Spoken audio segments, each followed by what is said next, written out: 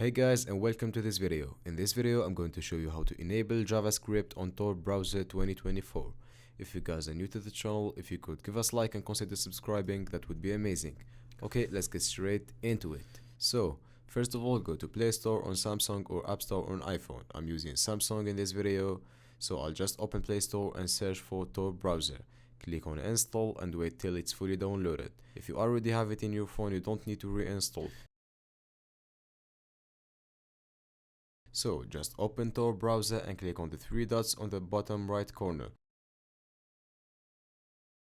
After that, go to settings and choose the first one, standard. As you can see, with the standard security level, JavaScript is enabled on all websites.